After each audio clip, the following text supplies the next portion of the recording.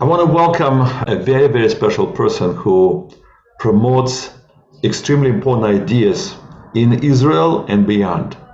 Here's my pleasure to introduce Amiad Cohen, who is the Director General of Keren Tikva, known in America as Tikva Foundation, and here it is Keren Tikva. So, Amiad, first of all, shalom to you. Shalom, shalom. Hi. What if someone would ask you, you live in Shomron, you live in Samaria, in a settlement, this is apartheid state. I lived in South Africa in the 80s during the apartheid, and I believe I know what is apartheid. And here in Israel, there's no apartheid. That needs to be very clear and to everyone. There's no connection, no relation whatsoever with what's happening today in Judea and Samaria to what's happened in South Africa till the 90s. But now, the real question is, what is the moral argument for a Jewish state in the land of Israel? And what is the difference between occupying in 48 the state of Israel and the 67 war? So first of all, there was no Palestinian state ever. The first promise for a Jewish state in the land of Israel included the Jordan River and the eastern side of the Jordan River. The second argument is we need to separate between individual rights and national recognition. The United Nations, the entire family of nations, recognized the right of the people of Israel, the Jewish people, to have a national state, and did the Arabs get the recognition of a national state? The national state of the Arabs needs to be in Jordan. The Israeli national state needs to be on the western part of the Jordan River, between the Jordan River till the sea, from Kiryat Shmona up in the north till Eilat in the south. Unfortunately, in 48, we didn't accomplish the entire occupation of the land, but we finished that in 67. Now, that's the national recognition and the national right for a national state. Despite that, there's individual rights. An Arab who lives inside the state of Israel has 100% civil individual rights. The Arabs who live in Judea and Samaria have 95% of individual rights, that the 5% implicated for one reason: the fact that they want to harm, kill, murder, and hurt Jews in the state of Israel. If they didn't want to hurt, kill, and harm Jews, they would have 100% civil rights. I can prove that anywhere. And the fact that today the Palestinians in Judea and Samaria have their own local governments, they run their own towns, they collect their own taxes, they run their own driver license, they do everything they want, even more than Jews in the state of Israel and in Judea and Samaria. Now, is that a perfect situation? Definitely not. I believe that we can improve it. Do we need to improve it? Yes, but it depends on our partner from the other side. It depends on the Palestinians stop wanting to kill us. The second, recognizing that there is a national right for a national Jewish state between the Jordan River and the Mediterranean Sea. And the fact that if they want to achieve national recognition for the Palestinian people, they will need to find that in Jordan, that is an Arab state with a majority of Palestinians. 80% of the Palestinians of the Jordan kingdom are Palestinians, with 20% of Hashmis running the state.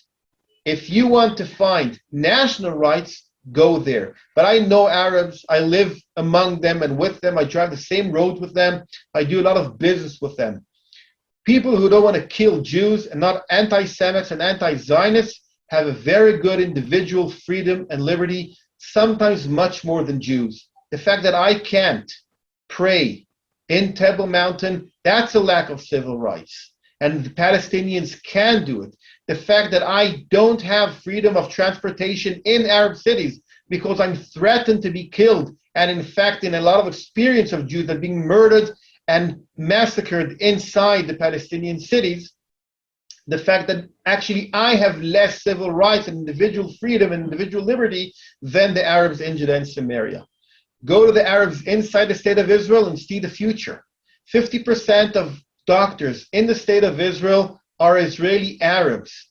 Today, this year, 50% of them are Arabs. That means they flourish. Their GDP is the highest in the entire Arab world.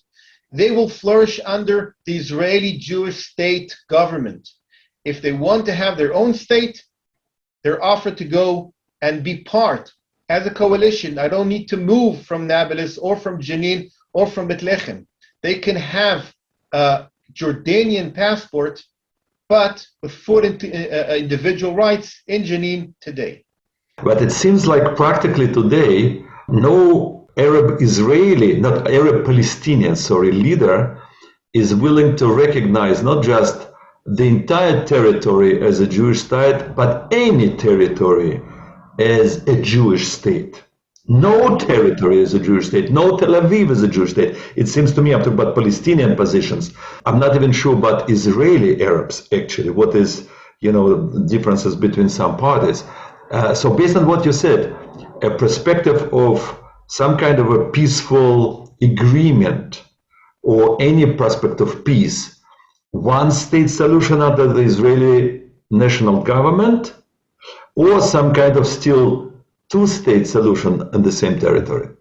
We need to understand when we define the two-state solution, what's happening today in the international affairs, and you're totally right with that. They believe in a Palestinian state and a non-Jewish state that doesn't have any Jewish identity or recognition. When I speak, and when the conservative community in Israel speaks about the two-state solution, we believe in a Jewish state and aside of that, a Palestinian state, an Arab state. Now, the fact that there's no real leadership in the Palestinian Authority today that agrees with that, that's not my problem. I'm not obligated to what they think. We, as a Jewish state, are not responsible for their ideas. We're responsible for our ideas. And we need to be strong and fight for our sovereignty. If they want to live with peace, they will need to understand that there will always be a Jewish state next to them. Remember what Jabotinsky wrote in Akira Barzel, the Iron Wall. We don't need to be influenced by how the Arab thinks. It doesn't matter. We have to be strong and they will respect us. Afterwards, it's in their hands. Most of my viewers live in the United States. They're young people, and they really very concerned with the safety of Israel. What can they do individually? So first of all, if you're real Zionist, I invite you first of all to join the IDF. As an officer in the IDF, I had a couple of Americans under my in my platoon that came for 2-3 years to join the IDF and help the Jewish people to fight against its enemies. That's, I think, the best option you can do. But we need to remember that national security is not only the soldier in the battlefield. National security reflects by a variety of things, from economic strength. It comes from the diplomatic situations. It comes from the journalism and the common knowledge in the public and how we express what we call today hasbara. These things are very important, and the battle of ideas, and as we start this conversation with the importance of ideas, I think first important thing is to learn in depth the arguments. Having hasbara that the state of Israel doesn't have camels but have tall buildings like Manhattan is not the argument. The left is very good at understanding where the field of arguments needs to be in the moral question. And if we are weak, not able to articulate and to explain very clearly why there's a strong moral argument for the Jews living in the state of Israel, it doesn't matter what beautiful woman will stand in the video clip showing that we have a high-tech sector.